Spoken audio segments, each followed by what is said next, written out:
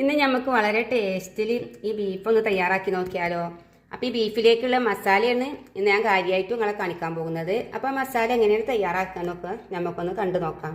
അപ്പോൾ മസാല തയ്യാറാക്കാനായിട്ട് ഞാൻ ഇതുപോലത്തെ ഒരു പാന് അടുപ്പത്ത് വെച്ചിട്ടുണ്ട്. അതിലേക്ക് ഞാൻ കുറച്ച് പട്ട ഇട്ട് കൊടുക്കുന്നുണ്ട്. അതിൽ 2-3 കറാമ്പൂവുണ്ട്, 2 ഏലക്കായ ഉണ്ട്. നമുക്ക് ഇതിലേക്ക് ഇത്തിരി പെരിഞ്ചീരകം ഇട്ട് കൊടുക്കാം. 1 സ്പൂണ് പെരിഞ്ചീരകം ഇട്ട് കൊടുക്കുക.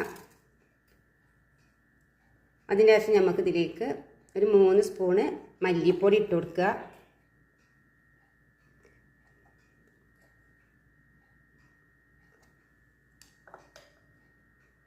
പാകത്തിന് മഞ്ഞൾ ഇട്ട് കൊടുക്കുക.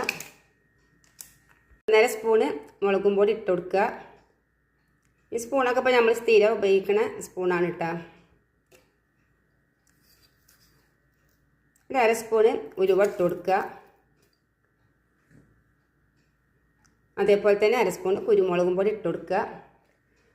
അതിന് ശേഷം നമുക്കിത് നല്ലോണം വറുത്തെടുക്കണം. കരിഞ്ഞു പോകാതെ നല്ല ഒരു കളറ് വരുന്നത് വരെ നല്ലോണം വറുത്തെടുക്കണം.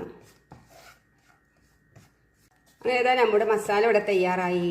ഇനി നമുക്കിത് മിക്സിയുടെ ജാറിട്ടിട്ട് ഒന്ന് കണ്ട് കറക്കിയെടുത്ത് വരാം. ഈ പട്ടയും ഏലക്കായും ഒക്കെ ഒന്ന് പൊടിഞ്ഞ് കിട്ടാനാണ്. അപ്പോൾ ഇതാണ് നമ്മുടെ മസാല.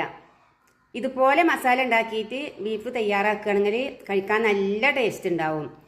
ഇനിയിപ്പോൾ നമ്മൾ സാധാരണ ബീഫിക്ക് ഉള്ള സവാള, തക്കാളി, പച്ചമുളക് അതൊക്കെ ഇട്ടിട്ട് അങ്ങോട്ട് വേവിച്ചെടുക്കുക തന്നെ.